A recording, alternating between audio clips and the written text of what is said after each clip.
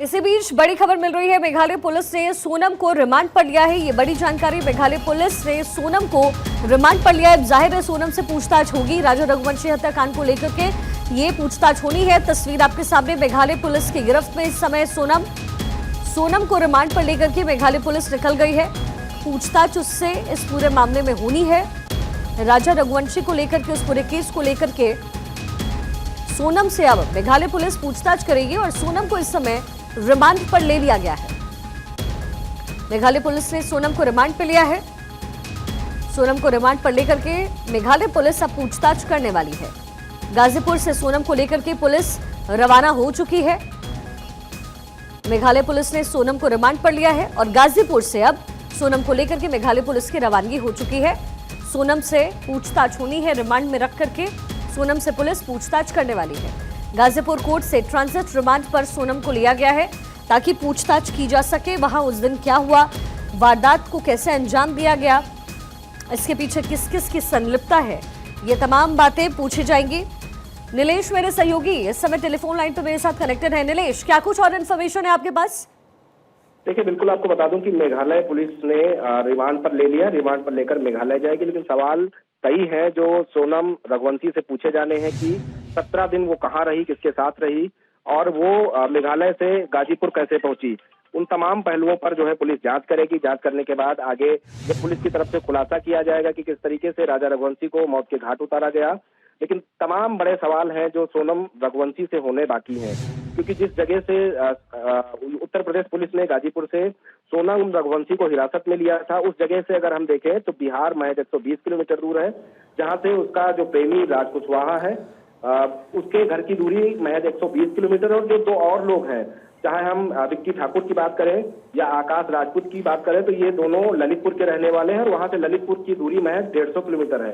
तो ऐसे में ये कहा जा सकता है कि इन लोगों के बीच में क्या कनेक्शन था, किस तरीके से हत्याकांड को अंजाम दिया गया और आखिर 17 दिनों बाद यूपी के गाजीपुर से कैसे सोनम को बरामद किया गया। 1200 किलोमीटर की दूरी सोनम ने कैसे तय की। अगर 1200 किलोमीटर वो बाई रोड आई थी तो तमाम टोल नाके पड़ते हैं, वहां सीसीटीवी लगे हुए हैं। क्या सोनम ने वहां पर चिल्लाकर मदद मांगने की कोशिश नहीं की? उन तमाम पहलुओं पर जांच की जाएगी, क्योंकि सोनम ने जिस तरीके से रात में जब वो ढाबे पर पहुंची थी तो वीडियो में उसने कहा है कि उसका अपहरण किया गया था।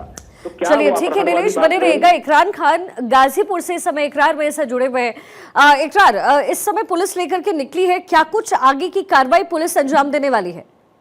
जी, मैं बता दूं कि गाजीपुर पुलिस के साथ हम मेघालय पुलिस भी पहुंची है। मेघालय पुलिस जाने के बाद अंदर वन स्टॉप सेंटर अंदर जाने के बाद 10 से 15 मिनट वार्ता हुई। वार्ता होने के बाद उसके बाद उन्होंने निकाल के सोनम रघुवंशी को मेडिकल कराने के लिए इमरजेंसी वार्ड में अभी शिफ्ट किया गया। जी, आगे क्या कुछ प्लानिंग कर रही है इस समय पुलिस?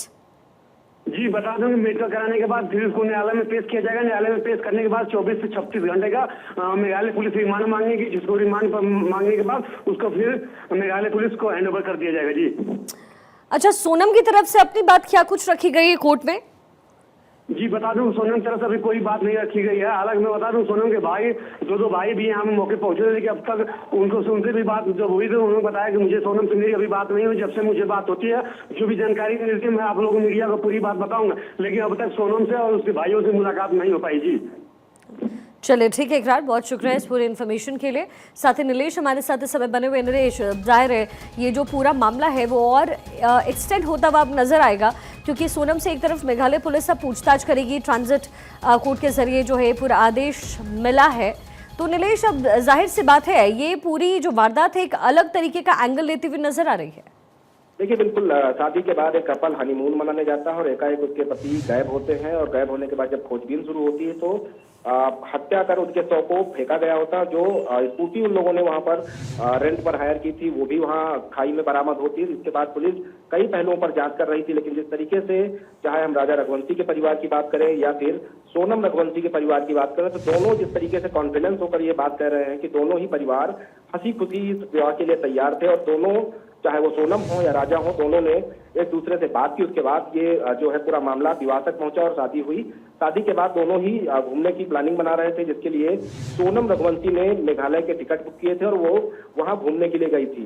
हालांकि इस पूरे मामले को अगर हम देखें तो कहीं ना कहीं जब दोनों कपल के गायब होने की सूचना पूरे देश में फैली। उसके बाद हर कोई जानना चाहता था कि आखिर हनीमून मनाने वाले कपल के साथ ऐसी कौन सी घटना वहां पर घटित हुई कि दोनों का पता नहीं चला। लेकिन 17 दिनों बाद जब सोनम को गाजीपुर से बरामद किया गया, उससे पहले राजा रघुवंशी की बात करें तो राजा रघुवंशी का शव मिला था, पोस्टमार्टम कराया गया तो धारदार हथियार से उसकी हत्या होने की पुष्टि हुई है। तो मेघालय पुलिस लगातार ये दावे कर रही है कि सोनम ने अपने प्रेमी और अन्य लोगों के साथ सुपारी किलर बुलाकर हत्या करवाई है। हालांकि परिवार की तरफ से अभी भी ये कहा जा रहा है कि वो मध्य प्रदेश के मुख्यमंत्री से मुलाकात करेंगे। मुलाकात करने के साथ साथ देश के गृह मंत्री अमित शाह से भी मुलाकात करेंगे और पूरे मामले की सीबीआई जांच कराने की मांग भी इनके द्वारा की जाएगी, क्योंकि इसके पीछे कहीं ना कहीं मेघालय में कोई बड़ी साजिश है जिस पर पर्दा डालने का काम कई लोगों की तरफ से किया जा रहा है। हालांकि मेघालय पुलिस और मेघालय सरकार का दावा है कि पूरी घटना के पीछे सोनम रघुवंशी का ही हाथ है।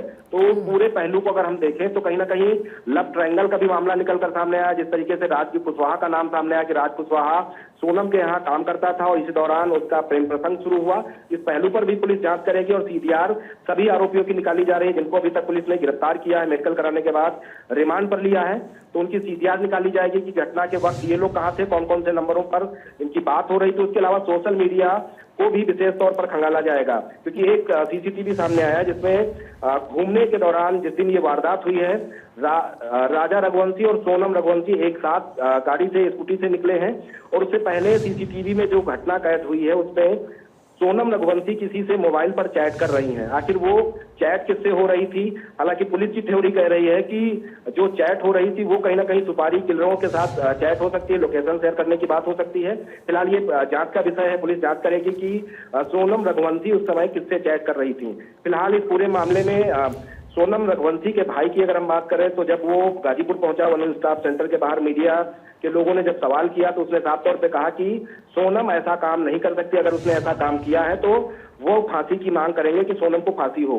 हालांकि दोनों ही परिवारों की तरफ से दावा किया जा रहा है कि सोनम इस तरीके की वारदात को अंजाम नहीं दे सकती, लेकिन ये बहुत बड़ी घटना है। पूरा देश ये जानना चाहता है कि इस घटना के पीछे किसका हाथ है, क्योंकि 4 लोग अभी तक जिनको पुलिस ने गिरफ्तार किया है उसमें से 2 का कनेक्शन उत्तर प्रदेश के ललितपुर से और एक जो राज कुशवाहा है वो बिहार का रहने वाला है। और ऐसे में गाजीपुर से बरामदगी कहीं ना कहीं तमाम और सवाल खड़े करती है कि आखिर उस जगह से बरामदगी कैसे हुई जहां से उन 4 आरोपियों के तार जुड़ रहे हैं। तो अपने आप में पुलिस के लिए एक बड़ी चुनौती है कि किस तरीके से इस पूरे मामले का पर्दाफाश हो और मध्य प्रदेश पुलिस भी कई पहलुओं पर जांच कर रही है। फिलहाल देखना होगा कि सोनम को न्यायालय में पेश करने के बाद कितने दिनों की रिमांड न्यायालय मेघालय पुलिस को देता है, क्योंकि ये एक नेशनल। अच्छा, तो नीलेश अभी जो रिमांड पर मेघालय पुलिस लेकर के गई है सोनम को, वो कितने दिनों का है? देखिए, अभी न्यायालय में सोनम को पेश किया गया है और कम से कम 15 दिनों की न्यायालय से रिमांड की अर्जी मांगेगी मेघालय पुलिस की। किस तरीके से इस पूरे घटना का खुलासा उन्हें करना है, जो मर्डर वेपन है वो बरामद करना है और कौन कौन से लोग इस पूरे घटना में शामिल थे। और सबसे बड़ी जो थ्योरी है कि 1200 किलोमीटर की दूरी आखिर सोनम ने किस तरीके से तय की और किसके किसके साथ वो इस दौरान वो रही, संपर्क में रही, और आखिर गाजीपुर ही आकर उसने अपने परिजनों से क्यों संपर्क किया। उन तमाम पहलुओं से पर्दा हटाना पुलिस के लिए बड़ी चुनौती, इसलिए कम से कम 15 दिन की रिमांड की अर्जी कोर्ट से मांगी जाएगी। अब कोर्ट कितने दिन की रिमांड की अर्जी देता है ये देखने वाली बात होगी। फिलहाल जो है मेडिकल के बाद न्यायालय में पेश करने के लिए मेघालय और गाजीपुर पुलिस संयुक्त रूप से निकली है और वो न्यायालय में पेश होगा। तो जज के ऊपर डिपेंड करता है कि जज कितने दिन की जो है रिमांड मंजूर करता है। फिलहाल ये मध्य प्रदेश पुलिस और उत्तर प्रदेश पुलिस और मेघालय पुलिस के लिए बड़ी चुनौती थी कि किस तरीके से इस पूरे मामले को पर्दाफाश किया जाए, क्योंकि कल जब रात 1 बजे मध्य प्रदेश पुलिस ने उत्तर प्रदेश पुलिस से संपर्क किया और कहा कि इस तरीके की जो घटना मेघालय में हुई थी जिसमें सोनम रघुवंशी गायब हो गई थी, वो गाजीपुर में वाराणसी और गाजीपुर हाईवे पर जो ढाबा है उस पर मौजूद है, तत्काल प्रभाव से उनको मदद की और हिरासत में लेने की जरूरत है। हालांकि ढाबा संचालक की अगर हम बात करें तो जिस समय वो ढाबे पर पहुंची थी उस समय उनकी स्थिति खराब थी, वो रो रही थी और अपने परिवार से बात करने के लिए गुजारिश कर रही थी। हालांकि ढाबा संचालक ने यह भी बताया कि जब उन्होंने परिवार से बात की तो परिवार को यकीन नहीं हो रहा था कि वो सोनम ही बात कर रही है। तो इस दौरान परिवार के लोगों ने कहा कि वो वीडियो कॉल पर देखना चाहते हैं कि सोनम है या कोई इस तरीके से परिवार को परेशान करने का काम कर रहा है। वीडियो कॉल पर जब बात हुई तो ढाबा संचालक ने अपने ढाबे का पता बताया, उस पते के आधार पर यूपी पुलिस से संपर्क किया गया और यूपी पुलिस की पीआरबी रात में वहां पर पहुंची, जहां से हिरासत में लेकर वन स्टॉप सेंटर ले जाया गया, जहां पर प्राथमिक उपचार किया गया और अन्य व्यवस्थाएं की गई ताकि जो है मेघालय पुलिस यूपी पहुंचे तो उनके सपोर्ट। हाँ।